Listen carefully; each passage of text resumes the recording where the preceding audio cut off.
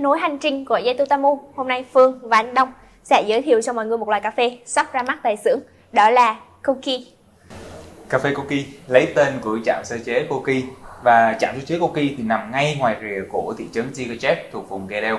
Ở khu vực này nổi tiếng với việc là họ trồng những loại cà phê cổ điển của Ethiopia. Và nói một chút xíu về trạm sơ chế Koki thì họ có 828 thành viên, và vào năm 2002 họ quyết định tham gia vào liên minh hợp tác xã của Chingachgook với mong muốn là mang cà phê của họ đến gần với lại người mua nhiều hơn, cũng như là tăng giá cái sản phẩm cà phê xuất khẩu của họ. Thì như mọi người cũng đã biết thì Ethiopia hiện đang là cái nôi của cây cà phê. Tại Ethiopia thì rất là phong phú về các giống cây cà phê, nhưng mà vùng Gedeo của chúng ta có 3 giống phổ biến, đó là Kuhome, Dega và Goliso.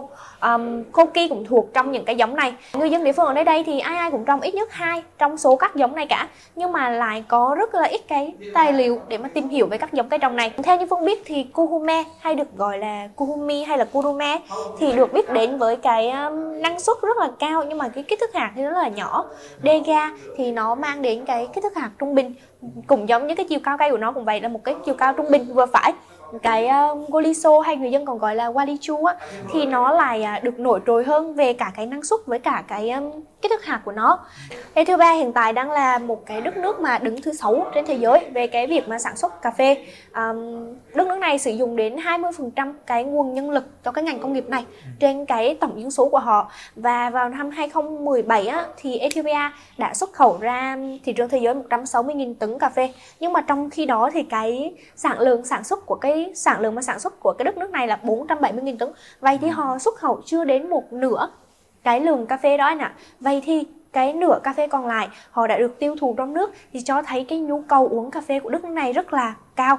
Cái việc mà uống cà phê á, nó giống như là một cái sợi dây kết giao xã hội giữa những con người nơi đây vậy. Cái câu mà giao tiếp thường xuyên hàng ngày của họ không phải là một cái câu hỏi là chào sức khỏe, mà đó là một cái câu gọi là Unatetu, có nghĩa là uống cà phê đi. Và cũng là một trong những cái câu tục ngữ phổ biến tại đất nước này, thì nó là coffee is our bread, thì nó thể hiện được cái văn hóa uống cà phê từ hàng thế kỷ nay. Nó không hổ danh là một trong những cái đất nước mà cái nôi của cây cà phê. Thật sự vậy. Ở Nhật Bản thì họ sẽ có trà đạo, nhưng đúng là ở Ethiopia họ sẽ có một cái văn hóa được gọi là văn hóa nghi lễ cà phê. Văn hóa nghi lễ. Nó giống như là một cái văn hóa cốt lõi của những người dân ở nơi đây. Vào khi mà cái nghi lễ này diễn ra thì người phụ nữ ở trong nhà sẽ là người đảm nhiệm cái vai trò thực hiện cái nghi lễ này. Nó được xem là một điều rất là đáng trân quý và rất là đáng được trân trọng. Cà phê sẽ được rang trực tiếp ở trên những chiếc chảo bằng gang ở trên lửa, và sau khi rang xong như vậy thì họ sẽ bắt đầu giã và nghiền ở trong cối và chày. Xong họ sẽ bỏ cà phê đó vào trong những cái ấm đang được đun ở trên bếp, đảm bảo chiết xuất được hết những cái tinh túy, những cái tinh hoa nhất của hạt cà phê ra rồi á, thì họ sẽ bắt đầu rót ra mời khách. Thì một ngày họ sẽ có 3 lần mời khách, đó là buổi sáng, buổi trưa và buổi chiều. Cứ mỗi buổi mời khách như vậy họ sẽ mời từ 2 cho đến 3 tiếng đồng hồ cho một cái buổi như vậy. Thì thời gian nó diễn ra xuyên suốt trong vòng 3 tuần lễ. Và cái này là một cái nghi lễ mà đã là một cái văn hóa cốt lõi rồi, thì chúng ta có thể thấy được rằng là cái việc uống cà phê của họ thật sự là tiêu dùng nó rất là nhiều, cũng như là tiêu thụ nó như Phương hồi nãy có chia sẻ về cái sản lượng của họ tiêu thụ rất là nhiều. Và đúng là uống hàng ngày và là một cái văn hóa cốt lõi như hồi nãy anh có chia sẻ. Thì tại Ethiopia hay còn gọi là Koki Washing Station á, thì có 2 cái phương pháp chế biến cà phê rất là phổ biến, đó là Wash và Natural. Thì mặc dù Wash là cái xuất hiện sau, nhưng mà bây giờ hiện tại nó đang rất là phổ biến. Đa số các loại cà phê tại đây thì đều được chế biến Wash. Natural thì được áp dụng cho cái Koki của chúng ta ngày hôm nay, được gọi là Classic Natural luôn đó. Thì nó thể hiện những cái gì rất là đặc trưng và hiếm gặp của cái hạt cà phê này. Nó mang lại cái body dày, cái độ ngọt rất là sâu và cái đa tầng hương vị cho cái cốc cà phê của mình. Thì không phải là cứ yêu cầu nhiều kỹ thuật trong cái việc sơ chế thì nó mới làm tôn lên những cái đặc điểm hương vị của hạt cà phê, nhưng mà từ những gì tự nhiên nhất, từ Classic Natural thì chúng ta cũng đã mang đến được những cái nét hương vị của cái hạt cà phê vùng trồng đến cho mọi người. Thật sự vậy. Khi mà nhắc đến Ethiopia á, nhắc đến thực sự đúng là trong ngành công nghiệp đặc sản thì y chang như mình đang nhắc đến Michael Jackson của ngành nghệ thuật vậy. Và cái sự nổi tiếng của Ethiopia đến thực sự là từ hương vị của cà phê ở đây, và cũng như là những cái sự chỉnh chu, những cái sự chuyên nghiệp, những cái sự tiêu chuẩn cao của những người nông hộ và nông dân trong quá trình họ sản xuất ra cái thành phẩm đó là hạt cà phê của họ.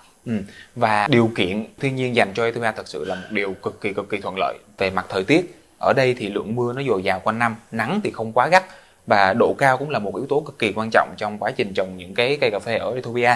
Không nồng nàn và mạnh mẽ như cà phê của Nam Mỹ, ví dụ như là Brazil chẳng hạn. Nhưng mà cái cà phê đến từ vùng Đông Phi của Koki thì nó lại mang những cái nét rất là chung của Ethiopia, nhưng mà đồng thời thì nó cũng mang giữ được những cái nét riêng cho mình.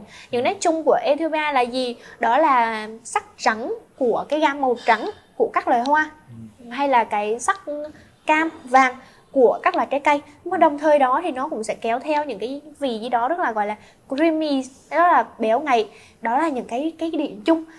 Nhưng mà có một cái hay của Koki là nó thể hiện lên những cái rất là riêng. Đó là vì em có thấy được cái vị ngọt thanh và cái tươi mới của cái quả xuân đào. Và chính xác là cái hương mà gọi là hương hoa ở đấy thì nó kiểu như là giúp mình ngập tràn trong một cái vườn hoa vậy. Và cái creamy của nó là rất là rõ ràng cái vị của dừa. Thì chỉ cần ngửi sơ qua hay là nhấp một ngụm nhỏ thì nó như là vẽ ra một cái bức tranh tổng quan về hương vị của Ethiopia trước mặt mình, rất là rõ ràng mà không thể lừng đi vào đâu được.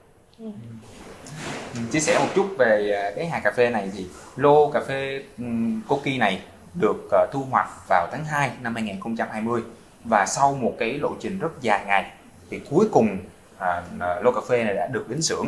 Chính xác là theo anh nhớ là vào ngày 22 tháng 5 năm 2021. Và mình đã để cho cà phê được nghỉ ngơi ở trong phòng bảo quản với nhiệt độ bảo quản để đảm bảo được cái cà phê của mình, thứ nhất là được nghỉ ngơi, thứ hai là được đảm bảo chất lượng của hạt cà phê. Thì sau đó gần 8 tháng mình đã bắt đầu rang những cà phê này, và như ngày hôm nay mình có cà phê để thưởng thức ở đây. Thì cô quay ngược thời gian một chút xíu về đến cái lúc mà hạt cà phê này nó được chín mọng, thì những người nông dân ở đây họ bắt đầu họ thu hoạch những cái hạt cà phê này ở tại vườn của họ. Sau đó họ tập kết tại trạm sơ chế Koki. Ở trạm sơ chế Koki thì họ có tổng cộng là 10 cái bồn lên men và 89 luồng sấy riêng để đảm bảo được là cái công suất mà khi mà những người nông dân, những người nông hộ xung quanh đó họ mang đến, để đảm bảo là công suất liên tục để mà cà phê sẽ được gọi là được sơ chế và được bảo quản một cách tốt nhất. Quá trình sấy thì diễn ra là 18 ngày.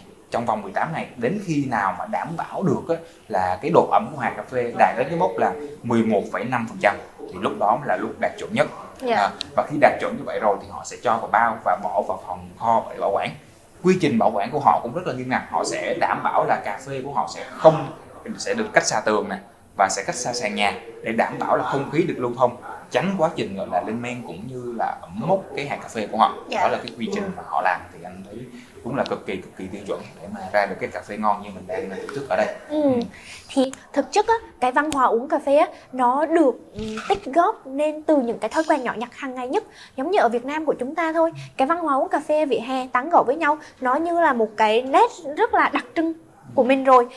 Trước đây thì em không bao giờ nghĩ là cái việc mà được thưởng thức một cái tách cà phê specialty hàng ngày nó được thực hiện, nhưng mà bây giờ đây thì cái điều đó là đã được thực hiện hóa rồi. Cà phê specialty nó đến với chúng ta thực sự là bây giờ đang rất là gần gũi, giống như ở Ethiopia nói chung hay là Koki nói riêng cũng vậy. Người dân ở nơi đây hẳn đã rất là cố gắng, kiên nhẫn và nỗ lực để có thể nâng cao chất lượng hạt cà phê cũng như là đưa đến hạt cà phê đối với khách hàng. Thì cảm ơn mọi người đã đồng hành cùng Phương và anh Đông trong cái cuộc hành trình tìm hiểu về Koki ngày hôm nay. Phương và anh Đông luôn luôn mong muốn đưa đến cho mọi người nhiều hạt cà phê thú vị hơn nữa trong những cái chặng hành trình tiếp theo. Và mọi người đừng quên vào website 43factory.coffee để backup cho mình một vài box Koki trải nghiệm thú vị này nhé. Cảm ơn và hẹn gặp lại mọi người.